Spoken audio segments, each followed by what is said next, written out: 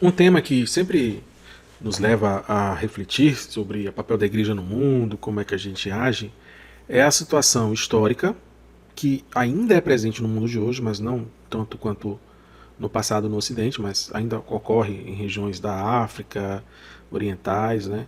no, nas regiões ocidentais, nos países mais pobres, na América do Sul, talvez América Central, existem situações análogas à escravidão antiga, mas de qualquer forma em trabalhos degradantes e obrigados. Então é muito sensível a nós a questão da escravidão. Né?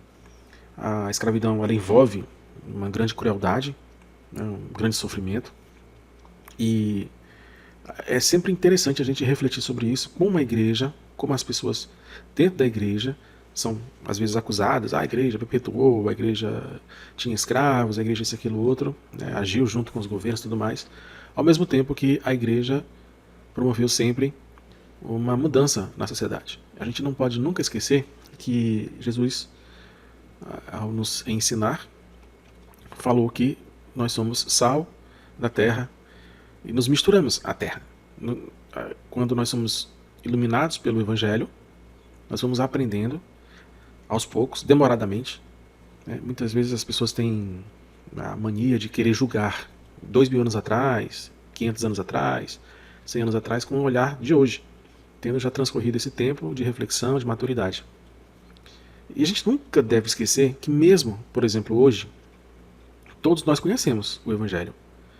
Todo o Ocidente já ouviu falar de Jesus, da sua pregação, da sua morte redentora, e mesmo assim ainda temos assassinatos, ainda temos traições, ainda temos inveja, ainda temos pecado e assim vai. Então, não é uma coisa assim tão simples, né? Não é só porque você sabe o que é certo que a sociedade vai praticar o correto. Nós somos um povo separados de Deus, decaídos no pecado. Então, sempre teremos, infelizmente, com este mundo imperfeito, sempre teremos o mal presente na gente. E é interessante sempre ter essa questão bem presente antes de começar qualquer reflexão sobre a igreja e o seu papel diante da escravidão. Muito se acusa, por exemplo, a igreja no processo de implantação e manutenção da escravidão negra aqui no Brasil, a igreja católica, ou outras igrejas até, né? Também, quando isso acontece também com as outras denominações, porque parece que só a igreja católica que existia aqui não era assim. Por exemplo, na América do Norte, né, nos Estados Unidos. E normalmente quando se fala em escravidão, a nossa cabeça fica muito voltada para a nossa situação atual, do século XVI para cá. Né? Que é a partir do século XVI que nós nos constituímos fomos nos constituindo como nação, né? Uma junção entre os povos nativos, os índios, os povos trazidos para cá à força, os africanos, e os povos que aqui vieram buscando propagar-se pelo mundo, que são os portugueses. Uma mistura de missão divina e empreendimento humano, né, para novos horizontes. E se acusa, né, que, por exemplo, que há uma união entre o Estado português e a Igreja, né, foi até conhecido na história como um padroado real, e que essa união subordinava a Igreja ao Estado português numa troca aí de ação evangelizadora. Não, só a Igreja Católica podia evangelizar, trazer novos discípulos para a sua igreja, né? Então se coloca essa relação aí, essa simbiose talvez, né? Então a igreja e a religiosidade se acusa que ela foi utilizada para justificar o sistema colonial, notadamente de cunho mercantilista e assim vai, né? Para gerar riquezas para Portugal. E aí, por causa disso, a escravidão negra, uma vez que os índios, por alguns motivos, lá com os jesuítas foram não se buscou muito escravizá-los, mas sim os negros da África, né? E isso acontece que, por causa disso, a igreja, não, vamos fazer o seguinte, a gente justifica aqui, né, a escravidão. Claro que isso aí é um sistema hediondo de exploração humana, no entanto, devemos pensar que a escravidão ela não foi inventada no século XVI. Já ocorria durante séculos e séculos, enfim, na África, na própria Europa, na Ásia. E aqui existiam muitas situações também de exploração de um povo por outro, aqui na própria América. Então, sempre é interessante a gente expandir um pouco mais o pensamento sobre isso. Até lembrando que na Bíblia se fala muito de escravidão. Nessa nossa conversa de hoje, eu vou tentar aí trazer vários elementos nesse sentido, né? Aí se julga, por exemplo, que contra os ensinamentos de Jesus Cristo, criador e inspirador da igreja, que trouxe paz, fraternidade, igualdade, justiça e respeito, a igreja se colocou ao lado da exploração, da violência, da desigualdade, do terror. Será que isso é tão simples assim? Será que foi essa situação? Ou se acusa, né, durante séculos, utilizou a Bíblia, com passagens retiradas da Bíblia, do Novo Testamento, principalmente lá de Pedro, né, para justificar a escravidão. Ou alguns mais dotados de fontes históricas pode falar do Papa Nicolau V, que autorizou a escravidão dos sarracenos e pagãos quando soube da descoberta da América, manteve esse apoio à escravidão dos territórios já estabelecidos, apoiou a escravidão em futuros territórios, né, na bula Dum Diversas, em 1452, que autorizou o rei Afonso V de Portugal a conquistar e escravizar os sarracenos, pagãos e outros cristãos, ou a Romanos Pontífex, em 1455, que expandiu essa autoridade para explorar os africanos e escravizar os não cristãos. Então essa pode se acusar nessa situação, não é isso? Bom, vamos refletir, vamos estender nosso pensamento, né? Devemos então pensar em alguns pontos de interesse. Em primeiro lugar, a escravidão foi abolida na Europa cristianizada. Reparem, todos os povos ao longo da história praticavam escravidão, guerras e tudo mais. Mas só na Europa cristã ocorreu o movimento de se abolir a escravidão. E não é motivo mercantilista. E não é porque a Inglaterra simplesmente, precisamos de mercado, como o pessoal faz análise hoje em dia, de mercado. Não. Isso veio depois, se percebeu depois, porque era muito mais lucrativo naquele momento ter escravo. Não foi por lucro. Tanto que a princesa Isabel, uma católica, perdeu o seu reinado justamente porque ela aboliu a escravidão aqui no Brasil. As elites, cafeiras e tudo mais apoiaram o exército, fizeram a derrubada, colocaram essa república, essa porcaria dessa república que está há mais de um século aí ferrando com a gente. Bom, mas voltando. Roma e Grécia, impérios pagãos, foram massivamente construídos por mão de obra escrava. Durante a Revolução Iluminista, o pensamento iluminista esclarecido, eles entendiam a escravidão como algo aceitável. E, importante saber que a Bíblia, desde o Antigo Testamento, é contrária à escravidão. Certo? Então, a gente tem que entender que no mundo pré-cristão, a escravidão era uma realidade geral. Impérios como Assírio, como Romano e vários outros se deram pelas mãos de escravos. Egito, está até na Bíblia, né? Sócrates e Platão passavam o dia filosofando, enquanto os escravos cuidavam de todo o resto. Claro que é polissêmico, existem várias situações de como foi a escravidão ao longo da história. Não é uma coisa assim tão simples. Tá? Então, né, não tire da cabeça a ideia simplesmente daquilo que a gente ouviu falar na escola, ouviu em filmes de escravidão aqui no Brasil. Por exemplo, quando o tirano, o governante Demétrios de Faleiros ordenou o censo em Ática, aproximadamente em 312 a.C., foi contabilizado 21 mil cidadãos, né, gregos, 10 mil imigrantes e 400 mil escravos. Uma relação de 19 escravos para cada cidadão. Então repare, se o negócio fosse muito feio, 20 para 1 praticamente, teria acontecido, né, uma situação aí de muita revolução. Claro que teve revolução ao longo da história por conta não só da escravidão, de outras situações, tá? Mas escravidão também. Heródoto, 150 anos depois, contabilizou 7 escravos para cada cidadão espartano. Um escritor iluminista anticristão, como Edward Gibbon, afirmou que a escravidão era quase justificada pela lei soberana da autopreservação. E o David Hume, né, tão conhecido, né, nas epistemologias da vida, iluminista, anticristão, disse que, abre aspas, os negros, e em geral todas as outras espécies de homens, são naturalmente inferiores aos brancos, veja você. E Immanuel Kant reforçou, né? Então colocado hoje em dia também.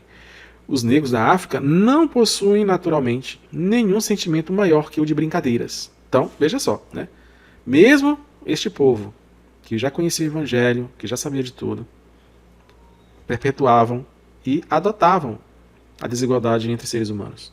E veja, quem foi que trouxe a ideia que todos somos intrinsecamente valorosos como ser humano? Isso é importante saber. Quem trouxe esta ideia no mundo? Neste mundo perverso, cheio de guerra, escravidão, morte, assim vai. Pense bem. Então, desde Êxodo, várias cartas de Paulo, já há uma rejeição clara à prática do comércio de escravos. Não só uma rejeição, ou no mínimo uma atenuação. Né? Então, em ordem social justa, é claro que o comércio de escravos deveria ser punido. É evidente. Mas como trazer isso ao mundo? Lembre da ideia do sal na terra, de luz no mundo. Como a revelação é como aquele sol que nasce, bem devagarzinho, e vai clareando todo mundo. Ainda ficam sombras, é verdade. Mas a ideia é que ao longo da nossa história, nós tentemos sempre ir em direção ao bem absoluto, que é o próprio Deus. Bom, na Bíblia existem diversas passagens. Né? Vou ler uma aqui em Eclesiástico, que fala sobre essas, por exemplo, prescrições que atenuam a situação de um escravo. Como se não se deve entregar um escravo fugitivo, nem utilizá-lo em tarefas degradantes, né, ou serviços desnecessários. Desde o Antigo Testamento, né, na lei lá, é reservado o dia de descanso. Por exemplo, em Eclesiástico, vamos ler aqui. Emprega o escravo, né, em trabalhos como lhe convém, e se não obedecer, prende-o a grilhão. Mas não sejas muito exigente com as pessoas e não faças nada de injusto. Tens um só escravo, que ele seja como tu mesmo, pois o adquiriste com sangue. Tens um só escravo, trata-o como um irmão, pois necessitas dele como de ti mesmo. Eclesiastes capítulo 33, dos versículos 29 a 32. Então, apesar de reconhecer a instituição da escravidão, a Bíblia, a religião dos hebreus a atenuava. Então, essa foi a herança do mundo antigo que a gente herdou por revelação de Deus, ao povo hebreu. A partir daí, com a vinda de Cristo, a revelação do próprio Deus na segunda pessoa da Trindade, e foi se espalhando pelo mundo. Então é claro que a gente deve reconhecer uma diferença entre aquilo que foi regulamentado pela lei mosaica na Bíblia, isto é, uma busca de uma servidão contratual, né, e a escravidão que existia em impérios pagãos, como é o caso de Roma, que, por sinal, foi o império que matou Jesus. Foi o império que dizimou, né, e destruiu o templo, o segundo templo, né, construído por volta do ano 70. Então, tanto no Velho quanto no Novo Testamento, o conceito de escravidão abrangia a todos que, desprovidos de direitos legais, eram propriedade de alguém. Então, veja você. Né? E, nesse sentido, né, a maior parte dos escravos eram obtidos em prisões e guerras. Né? Podiam ser criminosos, inimigos, né, daquele povo, que na realidade tinham, entre aspas aqui, por favor, a sorte de se tornar escravos. Já que qual era a alternativa? A morte. Então por que muitos se rendiam? Porque entre morrer e ser escravo, muitos, na esperança de um dia se libertarem, se tornavam escravos, ou pelo menos não morriam. Tá? Nenhum povo daquele período queria misturar seu sangue com centenas de estrangeiros livres. Simplesmente sustentá-los, né, o resto da vida na prisão. Então era se tornar escravo ou matar. Era isso. Tá? Então nesse contexto, por exemplo, que Pedro fala. Né? Pedro capítulo 2, versículo 18 a 20. Escravos, sujeitem-se aos seus senhores com todo respeito, não apenas aos bons e amáveis, mas também aos maus, porque é louvável que por motivo de sua consciência para com Deus, alguém suporte aflições sofrendo injustamente. Veja você. Pedro reconhece a injustiça nisso. Pois que vantagem há em suportar açoites recebido por terem cometido o mal? Mas se vocês suportam o sofrimento por ter feito o bem, isso é louvável diante de Deus. Então, Pedro, iluminado por Cristo, faz uma reflexão sobre isso e nos ensina.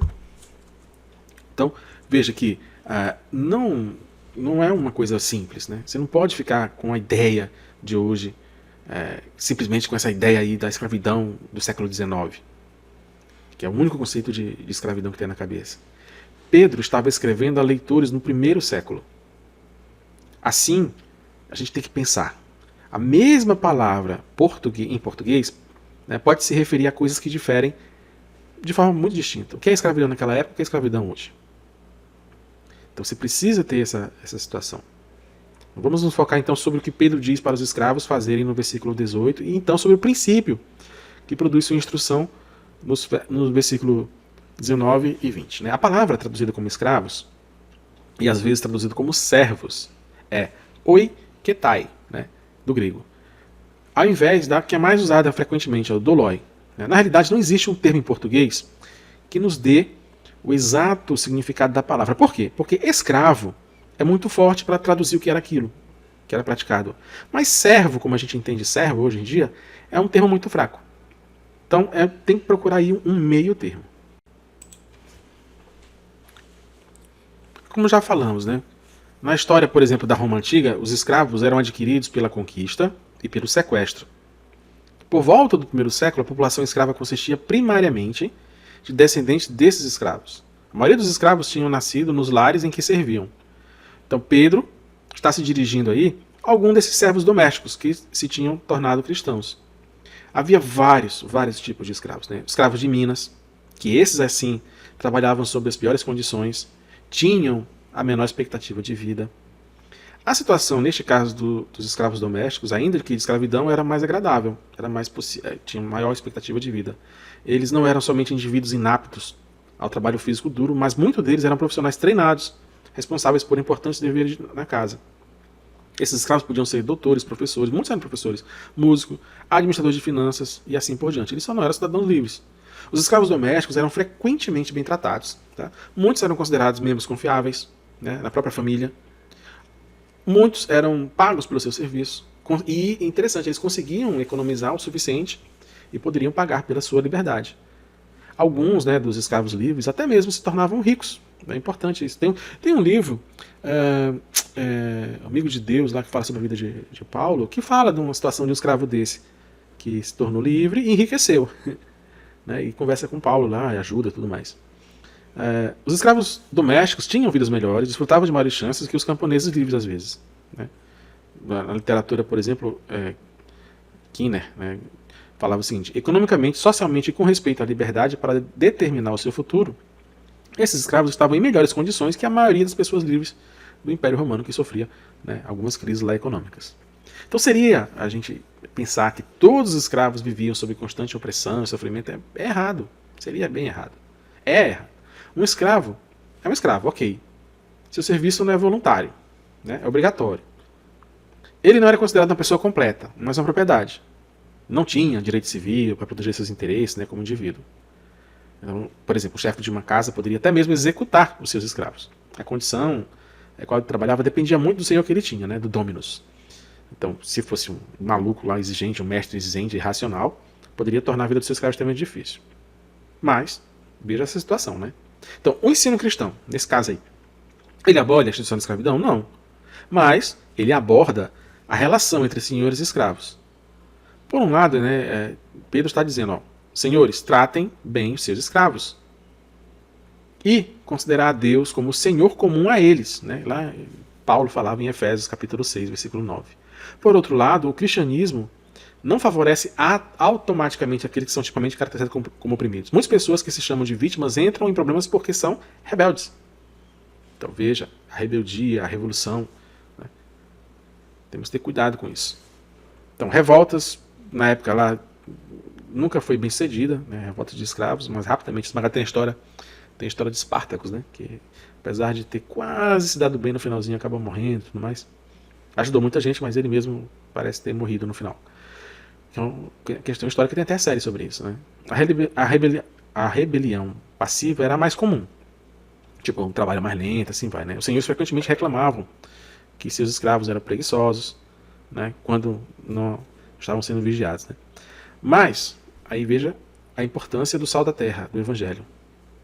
A ética do trabalho bíblico é superior, de forma que Paulo escreve: escravos, obedeçam a seus senhores terrenos com respeito e temor, com sinceridade do coração, como a Cristo. Obedeçam-lhes não apenas para agradá-los quando eles observam, mas como escravos de Cristo, fazendo de coração a vontade de Deus. Então, aqui não serve só para o escravo. O trabalhador também, você no seu trabalho, você nos seus estudos, você na sua vida. Não seja indolente, não seja preguiçoso. Faça com vontade, faça com amor, com respeito e com temor. Aplicando, né? Isso é a nossa sociedade moderna, em relação ao trabalho, que muita gente às vezes tem preguiça no trabalho. Então, Paulo, Pedro, no próprio Evangelho, advoga então a tendência de pensar numa situação assim de vou trabalhar e vou enrolar. Né? Uma ação trabalhista, por exemplo, se opõe, né, à tendência de pensar que numa ação trabalhista a empresa está sempre em falta. Né, que os trabalhadores estão sempre na condição de oprimidos. Isso não é bem uma situação que sempre vai acontecer. Os ensinos da Bíblia advoga a justiça para todos, mesmo para os ricos. Veja você. Os pobres não são considerados como justos simplesmente porque é pobre. Ou um trabalhador chega e reclama na empresa, na justiça do trabalho, e simplesmente por causa disso ele vai ganhar. O que está acontecendo às vezes, infelizmente. Precisa se considerar a justiça. Nem os donos de empresa, nem naquela época os donos de escravos, nem os escravos, nem os trabalhadores, nem quer que seja, são inocentes simplesmente por causa da sua situação. Ser pobre, ser escravo, ser trabalhador, ser servo, não é uma defesa suficiente para a preguiça, para a rebelião ou para atividades criminosas. Bom, então esse tipo de reflexão é preciso a gente ter. Né? Por exemplo, Paulo sugere que o escravo deveria ganhar a sua liberdade se fosse capaz de fazê-lo, né? Lá na primeira carta aos Coríntios, capítulo 7. Então, veja que é importante ter na cabeça que o objetivo do Evangelho não é incitar a revolução política e social, como algumas teologias da América Latina desenvolvidas aí na década de 60, 70, e ainda hoje tem alguma influência, pensa. Pelo menos não diretamente. Tá? Não é rebelião diretamente da revolução política. Mas chamar um povo para ser especial, para ser o povo de Deus. E que esse povo que adora em espírito e verdade, com a luz do Evangelho, bem-aventuranças, é que vai mudar o mundo.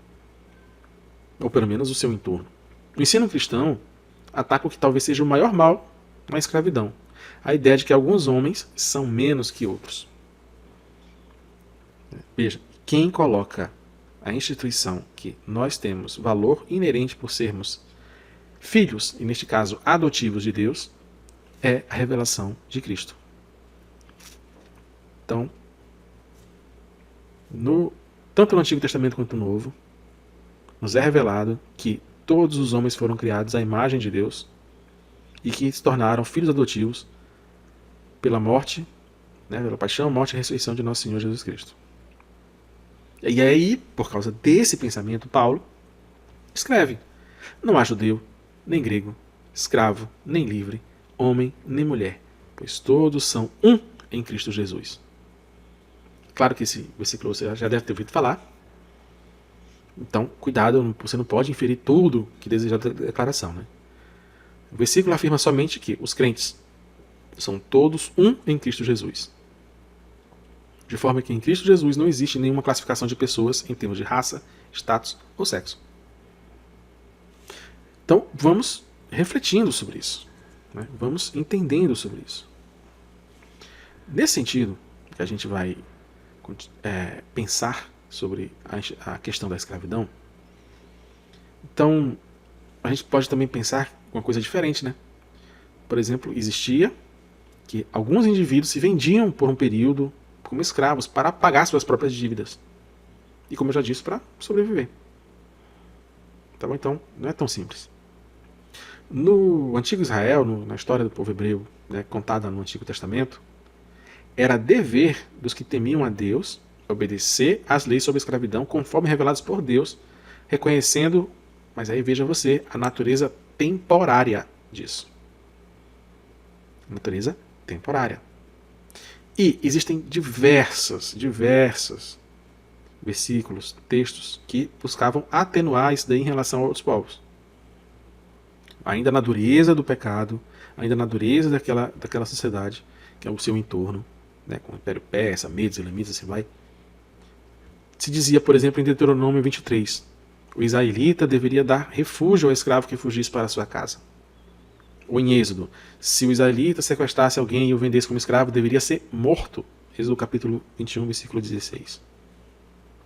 O hebreu podia se tornar escravo por meio de um julgamento ou dívida. Porém, o seu serviço terminaria obrigatoriamente após 6 anos de trabalho ou no ano do jubileu. Então não era uma coisa para sempre, acabou-se, nunca mais teria chance de sair dessa situação. Várias aqui leituras são de Êxodo, Levítico, Deuteronômio. Tá? Não vou ficar citando uma por uma para não ficar chato. Mas, por exemplo, era a obrigação do Senhor suprir de mantimento o escravo liberto. Libertava e ainda ajudava. Israel até poderia obter escravos em guerras, mas esses escravos tinham o direito de comprar sua liberdade.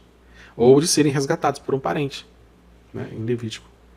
A pena para o assassinato de um escravo era a mesma que para o assassinato de um homem livre. Então, olha a equiparação aí. Os escravos dos israelitas tinham que obedecer aos deveres religiosos judaicos, incluindo o sabá, né, o dia de descanso, o shabat, e os dias santos. Além do dia semanal de descanso, os escravos tinham 1/3 do dia totalmente livre, conforme a lei. E se não houvessem descendentes, o escravo do israelita poderia herdar as propriedades do seu senhor, lá em Gênesis, capítulo 15. Podia, como eu falei, podia comprar liberdade, podia ter sua própria propriedade. Os israelitas não podiam ter escravas sexuais. Isso é muito comum nos demais povos do período. Se o israelita se interessasse por uma prisioneira de guerra, poderia tomá-la como esposa. Mas ela tinha o direito de tirar 1 mês de luto pela perda de sua família, tempo no qual o israelita era proibido de ter relações sexuais com ela. O que não ocorre até hoje. Né? Na Segunda Grande Guerra, aí, metade do século passado, o quanto de mulheres alemãs foram violentadas pelos soldados russos que invadiram Berlim. Tem uma história terrível disso. E várias outras, tá? Isso aí não foi só, eu lembrei agora disso, mas tem várias outras. Ainda hoje ocorre isso. Em várias guerras, guerrilhas, assim vai. Lá, em Deuteronômio, ao relacionar-se sexualmente, a escrava se tornava a esposa. E caso o indivíduo, o israelita, não desejasse mais, não poderia vendê-la, tendo que libertá-la completamente. Então, nós vemos aí que a legislação veterotestamentária buscava diminuir a instituição da escravidão, atenuar isso em relação aos povos. Ah, mas era escravidão. Sim, mas veja quantos milhares, centenas de anos atrás era isso. Não coloque sua cabecinha de hoje, onde houve uma evolução moral em relação àquele tempo. E não, se a gente pegar outras coisas, a gente piorou de lá para cá. Tá? Então, isso tem que estar em mente. Há uma atenuação, há uma busca de diminuir. Então, quanto que a legislação existente lá na ordem pagã era muito mais grave e incrédula, né? Era dever dos cristãos que viviam nesse sistema, né, já na época após Jesus, seguir cuidadosamente as instruções bíblicas para resistir ao paganismo dessa escravidão, para que a palavra de Deus não fosse blasfemada nesse sentido. Então, há uma distinção a ser feita aqui entre a escravidão que foi ordenada por Deus, que é o que vemos no Antigo Testamento entre os hebreus, e a escravidão que foi instituída por um mundo pagão, que não crê em Deus. E os cristãos buscassem mudar isso daí. Mesmo que ainda fosse servir, mesmo que ainda fosse ser escravo, mas que, enquanto que o escravo valia menos que um cavalo aos olhos dos romanos, Paulo os comparou ao cidadão civilizado.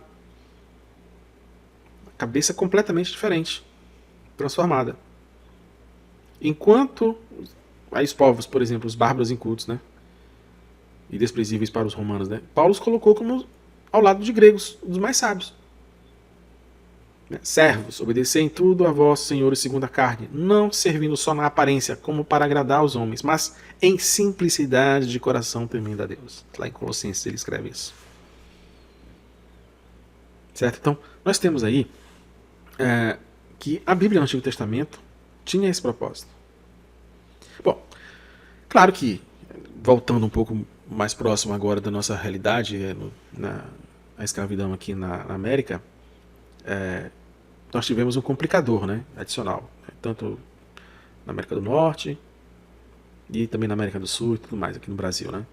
Teve a complicação do componente racial, né, que é diferente um pouco aí de terem das escravidões no passado. Por exemplo, na África, os muçulmanos praticavam bastante a escravidão. Ainda existe povos lá que praticam escravidão. E que, por exemplo, algumas tribos de origem africana invadiam regiões onde existiam brancos e escravizavam. Só que, claro, nós temos aqui a nossa realidade. Você não pode ficar baseando, porque isso não compôs a nossa história. Né? Mas pra você ter ideia. Então esse componente racial aí, tem um autor chamado Thomas Sowell, não falou, olha, não é porque é negro que escravizaram, mas é porque estavam disponíveis. E isso que é o triste, né? Porque na própria África se praticava isso. Então os povos europeus, né, se utilizaram dessa situação para o comércio. E isso, claro, com o comércio, com o dinheiro, com o lucro, acabou incentivando muito mais a ter esse tipo de escravidão. Né? Infelizmente, as pessoas até têm uma teologia meio maluquete, que a maldição de Cã, né, que foi frequentemente usada para sustentar a inferioridade percebida entre africanos e sua escravização. Né? Lá em Gênesis capítulo 9, versículo 25. Maldito seja Canaã, servo dos servos será para os seus irmãos. Infelizmente as pessoas usam de forma errada esse tipo de coisa. Até hoje, já vi até uma época aí, parece que um pastor na internet, eu não vou dizer o nome dele, que não interessa aqui, mas pra você ter ideia como isso ainda permeia essa ideia errada. Então, lembremos, Deus criou o homem à sua própria imagem e fez de um só sangue todas as nações da terra. O que começou lá com os hebreus se espalhou a partir de Jesus para todo o povo. Somos chamados então a crer firmemente na boa nova de Jesus, onde Deus reverte todo o mal, toda a maldição do pecado, da separação dos povos lá em Babel. E para Cristo e em Cristo não há judeu, grego, homem, mulher, escravo, livre, lá, preto, branco, asiático, hispânico, alto, baixo, cor, magro, nada disso. Jesus, pelo seu sangue, pela sua morte, nos redimiu, comprou os homens de todas as nações, as tribos de todas as nações, com seu próprio sangue. Comprou do pecado, comprou da morte, comprou do mal, da separação de Deus.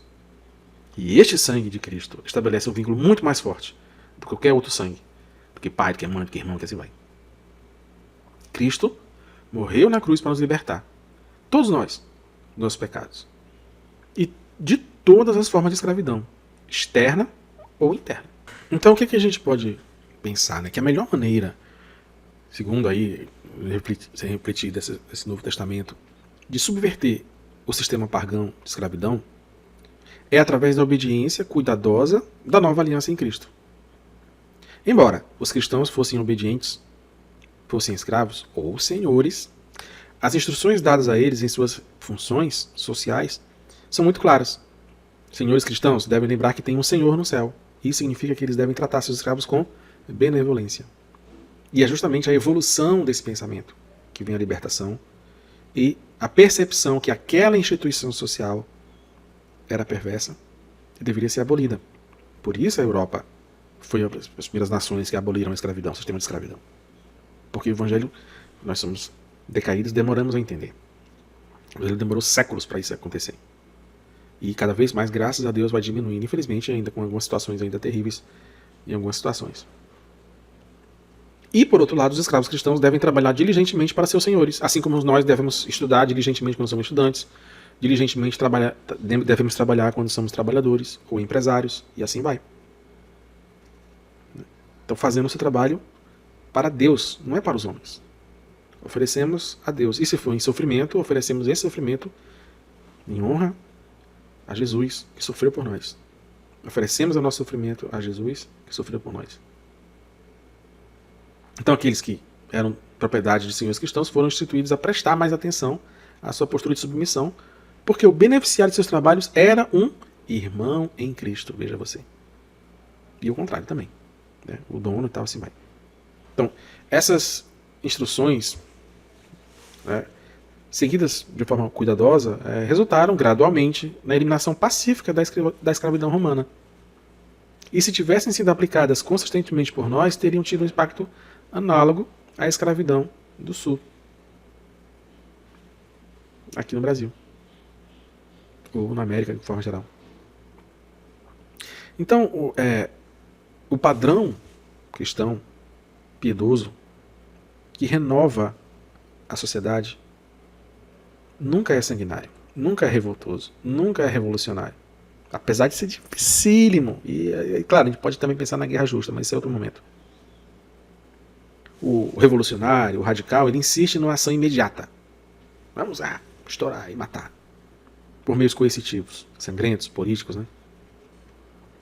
O evangelho, ele é sal na terra, é luz no mundo, feito silenciosamente, como um fermento agindo no pão. E o resultado é a libertação do pecado. O amor à caridade, o amor a Deus e ao próximo. Esse amor exige reconhecimento que em Cristo não há judeu, não há grego, escravo, livre, homem, mulher, branco, preto, assim. Infelizmente, os radicais que são impacientes, os revolucionários que são impacientes, sempre recusam o ensino de Deus em tais assuntos. São orgulhosos, são ignorantes, né? Amando discutir palavras, inveja, injúria, disputas, assim vai. Cristãos buscam a paz no mundo, shalom. Paz esteja contigo. Toda missa, quando o padre fala, ide em paz, que o Senhor vos acompanhe. É isso, é buscar a paz em vários contextos. Bom, então vamos pensar um pouco historicamente a igreja nesse contexto aí, né? Avançamos. Nos primeiros séculos aí, a igreja não tinha uma posição uniforme sobre a escravidão. Muitos líderes eclesiásticos aceitaram a prática como uma parte da ordem social existente, e a igreja, quando ela entra, ela começa a se misturar na sociedade, ela nunca chega assim, nós estamos no correto e é assim que vai. Mas, às vezes as pessoas falam isso, né?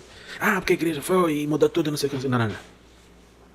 Quando os primeiros missionários chegam, eles se misturam na sociedade, observam aquela sociedade, implementam mudanças, mas as mudanças sempre partem de elementos do próprio local, da própria cultura. Acusa-se a igreja de falar em relação aos índios, em relação a outros tipos de povos e tudo mais, mas normalmente é mentira. No sentido de que a igreja não chega aqui e muda tudo e acabou-se. Não. Ela aplica as orientações do Evangelho, o mandamento de Cristo, para modificar aquilo ali. E, por causa disso, durante a Idade Média, a escravidão diminuiu na Europa. Então, a igreja promovia a emancipação do ser humano como ato de caridade e penitência. Bom, aí, com a expansão europeia na África e nas Américas, na questão a partir das grandes navegações, século XV, XVI, a escravidão voltou a ganhar força, isso fora do continente europeu. Né? A exploração das Américas, o início do comércio transatlântico dos escravos, coincidiram então com uma certa volta à justificação da escravidão com base em interpretações, diga-se de passagem, seletivas da Bíblia. Então, neste momento aí, podemos pensar assim, a igreja cristã, a igreja católica e as outras igrejas desempenharam um papel ambíguo.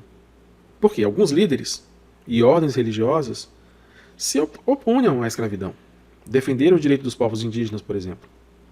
Mas outros acabaram, por circunstâncias situacionais, temporais ali, apoiaram a prática, especialmente quando os escravos não eram cristãos. Certo? Então, isso é uma coisa que a gente tem que ter em mente. Tá? Mas, claro, existem diversas, a partir do século XVI principalmente, diversas bulas papais que foram contra isso. Tá?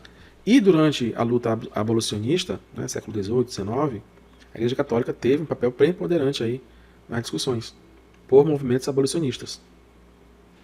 Após a Guerra Civil nos Estados Unidos, por exemplo, durante os próprios movimentos nos Estados Unidos em relação à igualdade. Bom, então, nós temos aí que a ascensão social e política da Igreja na Idade Média, a consequente cristianização das monarquias, a pressão a favor dos pobres, das mulheres e dos escravos tornou-se maior. Por exemplo, uma lei no século VI, sob a influência da Igreja Católica, afirmava que nenhum escravo poderia ser preso caso estivesse em um altar católico. Seu dono deveria pagar uma pesada multa se fizesse isso. Nesses séculos conhecidos como Alta Idade Média, entre o século V e o século X, o catolicismo que se difundiu na Europa pressionou as sociedades ali que eram pagãs, violentíssimas, pressionou essas sociedades a considerar a escravidão como algo ultrajante. Ultrajante aos seres humanos, já que pela fé em Jesus Cristo somos todos filhos de Deus. A escravidão lentamente diminuindo, dando lugar à servidão, que é uma outra forma de relação.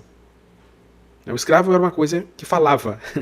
Né? O servo tinha deveres, e muitos, claro, mas também tinha direitos. Por exemplo, da inalienabilidade da terra, sua própria terra. Os homens são dificilmente civilizados. Né? Normalmente, com muitos reveses, nós padecemos do pecado original. E por isso tendemos, em muitas situações, ao mal, a praticar o erro, o pecado. Mas mesmo com a pregação regular da igreja na Europa medieval, a escravidão continuou. Né? Então, teve que ser reiteradamente condenada, por exemplo, nos concílios de Combres em 922, de Londres em 1022, no concílio de Armagh em 1171 na Irlanda. Então, vai lá. No concílio de Londres, por exemplo, foi decidido que, futuramente na Inglaterra, ninguém queira entrar naquele comércio nefasto no qual estavam acostumados a vender homens como animais irracionais. Isso já lá no século IX, no século X. E lembrando desse momento aí, é o momento em que a Inglaterra, por exemplo, sofria guerras contínuas com os vikings, né, que escravizavam. Frequentemente, na Inglaterra já não se praticava tanto, e eles vinham, escravizavam, roubavam e tudo mais. E o que foi que derrotou os vikings? Você nunca se perguntou isso? O que é que derrotou os vikings? Como é que eles pararam de fazer aquilo? Porque eles se cristianizaram. Em um século de contato com o cristianismo, eles começaram a se cristianizar. E isso fez com que, naturalmente, eles parassem de serem ladrões, serem estupradores, serem violentos aos povos. Claro, continuando, muitos povos continuaram fazendo isso. Mas aquela modalidade lá de viking já mudou completamente. Bom, o problema nesse sentido aí é que as leis romanas, né, o seu Código Civil, que após a sua queda, mas foi reorganizado nos anos 500 pelo imperador bizantino Justiniano I, né, como um corpus, um conjunto do direito civil, e que regulamentava ainda a escravidão. Segundo ele, embora o estado natural da humanidade fosse a liberdade, os direitos dos povos poderiam substituir a lei natural e escravizar as pessoas. Bom, então o que basicamente era entendido como escravo? Alguém cuja mãe era escrava, qualquer pessoa capturada em batalha, qualquer um que se vendeu para pagar uma dívida. Fato muito comum, né, nos primeiros séculos medievais aí. Com a ascensão do cristianismo, o direito também se cristianizou. Lá, salzinho na terra, luz no mundo. Os advogados medievais, a partir do século XI, chegaram finalmente à conclusão que a escravidão era contrária ao espírito cristão. Então, um amadurecimento muito lento, mas um amadurecimento. Isso para cristãos, e que não, por favor, não venha nenhum fariseuzinho aí acusar que a igreja de não legislar para os cristãos. Né? Claro que, em primeiro momento, é isso. Mas em contrapartida, por exemplo, o Islã, quem difundiu largamente a escravidão. Por exemplo, o Fernandes Braudel falou o seguinte, abre aspas, o tráfico negreiro não foi invenção diabólica da Europa. Foi o Islã, desde muito cedo em contato com a África Negra, né, através dos países situados entre Níger e Darfur, e de seus centros mercantis da África Oriental, o primeiro a praticar em grande escala o tráfico negreiro. O comércio de homens foi um fato geral e conhecido de todas as humanidades primitivas. O Islã, então, civilização escravista por excelência, não inventou tampouco nem a escravidão, nem o comércio de escravos. Então, temos aí a escravidão negra, muitos séculos antes dos brancos europeus, né, quando chegaram lá à África. Né, as tribos e reinos, impérios negros já praticavam largamente o escravismo, exatamente como os berberes e demais etnias muçulmanas. Então, os europeus do século XVI tinham um verdadeiro pavor de deixar o litoral ou mesmo desembarcar seus navios e avançar longe da costa e capturar escravos. Estes eram trazidos pelos próprios africanos, que tinham grandes mercados espalhados pelo interior do continente, abastecidos por guerras entre tribos, ou mesmo sequestro, puro sequestro, só para escravizar. Se você estiver duvidando, isso pode ser facilmente comprovado, por exemplo, com a descrição do Império de Mali, feita por um cronista muçulmano, Ibn Battuta, em 1307 e morreu em 1377. Ele foi um dos maiores viajantes da Idade Média, e também o depoimento de Al-Hassan, né, sobre Tombuctu, capital do Império de Songhai. Havia tribos africanas que praticavam sacrifícios humanos, evidentemente escravos, né, às vezes para interromper a chuva. Mulheres negras e escravas eram crucificadas. Então veja a perversidade, né, desse povo. E a igreja, a partir, por exemplo, do século XV, 1462, século XV, né, o Papa Pio II, Pio II, deu instruções aos bispos contra o tráfico negreiro, que se iniciava, veja você, proveniente da Europa. Ele emitiu instruções aos bispos condenando o tráfico de escravos da seguinte forma, abre aspas, todas as práticas de escravidão e tráfico de seres humanos, especialmente da Etiópia, são veementemente condenadas e devem ser interrompidas imediatamente. Os bispos são instruídos a tomar medidas firmes contra tais ações e a proteger a dignidade humana em todas as circunstâncias. Agora, é claro, o bispo fala, o papa fala, mas quem vai obedecer? Não foi soldados da igreja que foi lá e escravizou, pelo contrário. As instruções normalmente eram de condenação. O Papa Leão X, né, despachou documentos nesse mesmo sentido para os reinos de Portugal e da Espanha. Ele falava, né, qualquer forma de escravidão tem que ser condenada. Os reinos de Portugal e Espanha são instruídos a interromper essas práticas. O Papa Paulo III, né, na bula Sublimus Dei, condenou isso daí. Declaramos e determinamos que os mencionados índios e todos os outros povos não devem ser privados de sua liberdade ou posse de seus bens, mesmo que estejam fora da fé de Jesus Cristo, e que devem ser livres e capazes de gozar de sua liberdade e posse de seus bens. No século seguinte, Gregório XIV, a bula Cum Sicut, né, emitida também pelo 1435 pelo Papa Eugênio IV. E condenando explicitamente a escravização dos povos das Ilhas Canárias também. Né?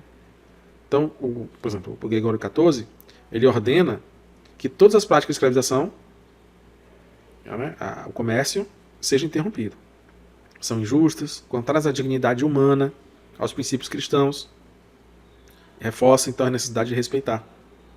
E falando, né? Decretamos por autoridade apostólica, pela presente carta, que todos e cada um dos fiéis de ambos os sexos, em qualquer lugar, seja em força militar, em qualquer outra maneira, despojem tais habitantes, ou outros, homens ou mulheres, de sua liberdade, ou mantenham-se em escravidão, ou ajudem, ou auxiliem outros a fazer isso, diretamente ou indiretamente. E se fazem isso, incorrerão em excomunhão, condenação eterna.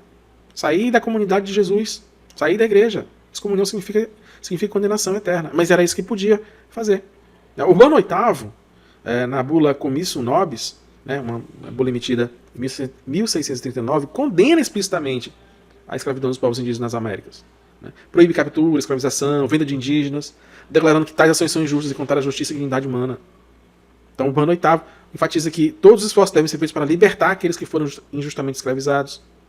E existe justiça? Existiam práticas legais. Certo? A pessoa até podia se vender como escravo, lembrem. Bento XIV, na bula Immensa Pastorum, né, condena a escravidão dos povos indígenas e outras práticas similares. Então tem que libertar. No século XIX, né, o Papa Gregório XVI, na bula In Suprema Apostolatus, também a escravidão é contrária à dignidade humana, aos princípios cristãos, assim vai. Papa Leão XIII, na encíclica In Plurimis, dirigida aos bispos do Brasil, pediu que apoiassem a abolição da escravidão. Tá? E por falar no Brasil, a gente tem aqui uma situação que no Brasil vozes foram levantadas contra a escravidão. O padre jesuíta Gonçalo Leite sustentava a tese que nenhum escravo da África ao Brasil é justamente cativo. Ele foi considerado como inquieto, né? Enviado de volta a Portugal, por ter feito essa crítica. Estando em Lisboa, ele escreve ao geral da Companhia de Jesus, né, o jesuíta. Bem se podem persuadir os que vão ao Brasil, que vão a salvar almas, mas a condenar as suas. Sabe Deus com quanta dor de coração isto escrevo, porque vejo os nossos padres confessar homicidas e roubadores de liberdade, fazenda e suor alheio, sem restituição do passado, nem remédio dos males futuros, que da mesma sorte cada dia se cometem. Então olha como ele está indo contra. O padre Miguel Garcia, né, que juntamente com o padre Gonçalo se opôs ao regime escravocrata.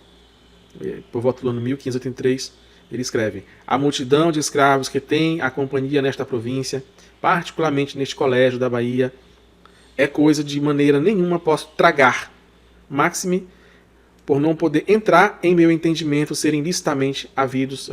Alguma vez me passou por pensamento que mais seguramente servir a Deus e me salvaria em século que em província, onde vejo as coisas que vejo. Ele está criticando. E claro que isso repercutiu, né? Por exemplo, o visitador Cristóvão de Gouveia foi consultado à mesa da consciência, da qual participavam os mais brilhantes moralistas de Portugal.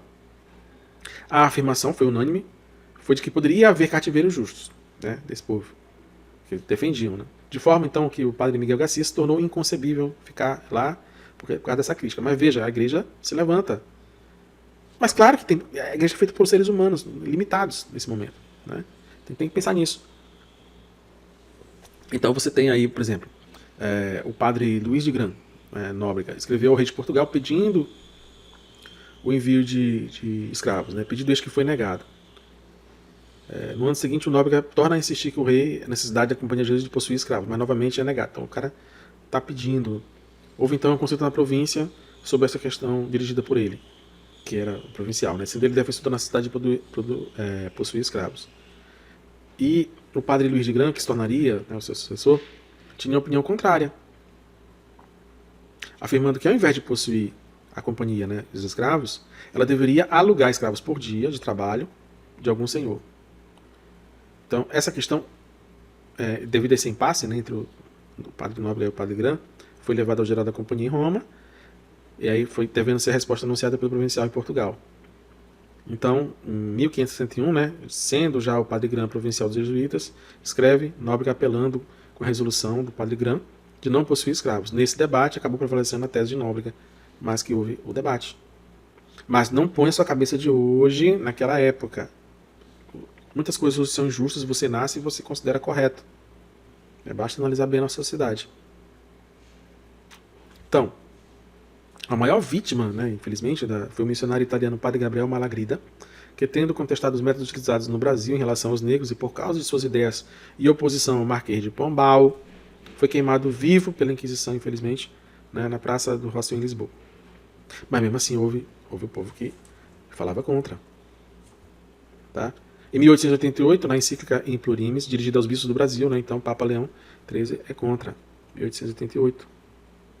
Então veja, não é uma situação simples, mas que é preciso a gente considerar que o Evangelho foi dito.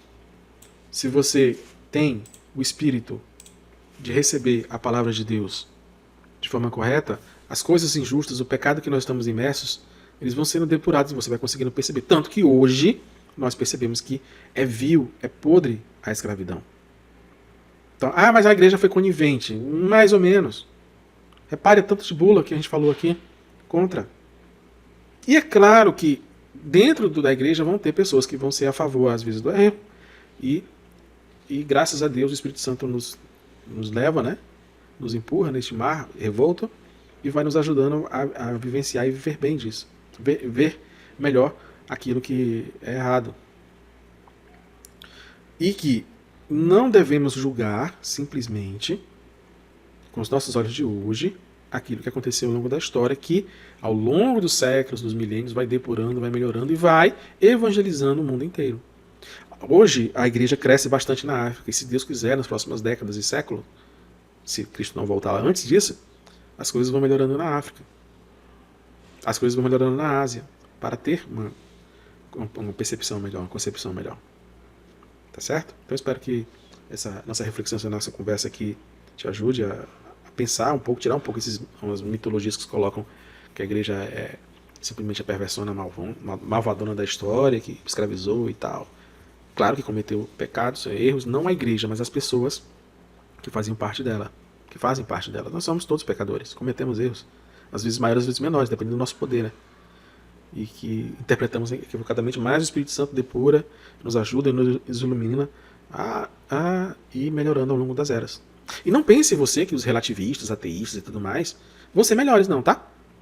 Por quê? Porque como eles são relativistas, não existe moral, não existe bem e mal. Nós temos Deus como nosso bem absoluto. E por causa que Deus se revela a nós por sua livre iniciativa para nos ajudar a sair do pecado, é que nós evoluímos. No mundo relativista, no mundo ateísta, isso não existe. Tanto faz uma sociedade escravista ou não. Tanto faz. Então cuidado, né? Pensar em mas o ateísta vamos nos livrar da religião.